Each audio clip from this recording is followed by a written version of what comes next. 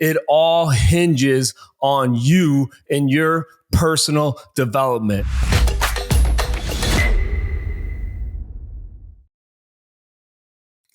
No cussing, no fussing, no moaning, no groaning, no tripping, and no ripping.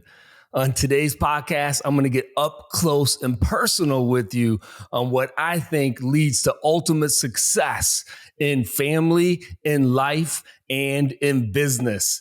All right, so let's say that one more time. No cussing, no fussing, no moaning, no groaning, no tripping, and no ripping. What does that mean? It means that ultimately, if you want to be successful in your family, in your life, and in your business, it all hinges on you and your personal development. I've seen so many people derail their success because they're cussing and fussing about everybody, because they're moaning and groaning about other people, and because they are tripping about their life and their business. And what do? They then start ripping on other people and blaming and pointing fingers.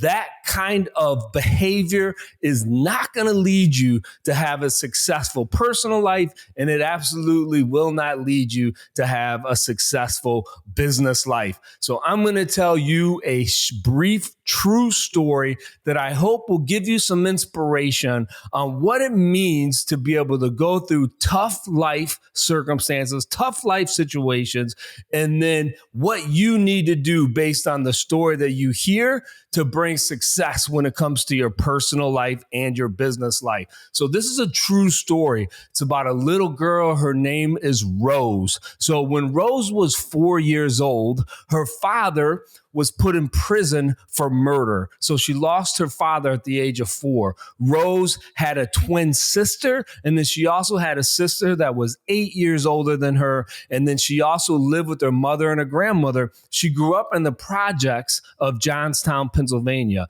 So she lost her father at the age of 4. She continued living with her mother and her grandmother. At the age of 7, her mother struggled with a mental illness, and her mother unfortunately attempted suicide by jumping off of a bridge. Her mother died from complications of the jump a few months after the incident happened. So Rose now had lost her father to prison for murder, and now she had lost her mother to the grave. She continued to live with her grandmother and her 2 sisters, but 3 months after her mother passed away, her grandmother passed away. So now she had lost the 3 caregivers in her life: her father, her mother, and her grandmother. There was an aunt that decided to take them in. So it was an older sister of the father. So this young girl named Rose moved with her twin sister and an older sister from Johnstown, PA, all the way to Harrisburg, Pennsylvania, to begin to live with this aunt. About 3 months after living with their aunt in Harrisburg, this young girl named Rose was crossing the street and she was hit by a car. And the impact was so great that she actually flatlined on the way to the hospital. The EMTs brought her back to life. She had so many bones broken in her body that she was in the hospital for 3 full months in traction in order to get healthy. She had multiple surgeries internally that were able to, again, bring her back to health. While she was in the hospital, her older sister, who was 8 years older, and had really become the primary caregiver in Rose's life, the one who Rose really felt loved and cared for her, unfortunately got into an argument with the aunt that had taken them in. They both picked up knives. They cut each other, and her older sister ran out of the house, and Rose never saw her again. So if you talk to Rose today, she'll tell you that when she was in that hospital and she learned that her older sister had ran out, and now she had lost the 4th really caregiver, the one who really loved her in her life, she'll tell you that it was some of the loneliest moments in her life. And the reason why I'm telling you this story is because I want to share with you, again, the amazing trauma that Rose has gone through and then where she's at now. So Rose is in that hospital. Thankfully, she was able to get out. She was able to get healthy. And when Rose was going into the 8th grade, her aunt enrolled her into a residential boarding school that was in Hershey, Pennsylvania, and it was for kids who were financially needy. So in the 8th grade, Rose entered into the school, and she says that for the first time, she sat down at a table with a married husband and wife together, and she began to experience some, what she says, real love, real joy in her life.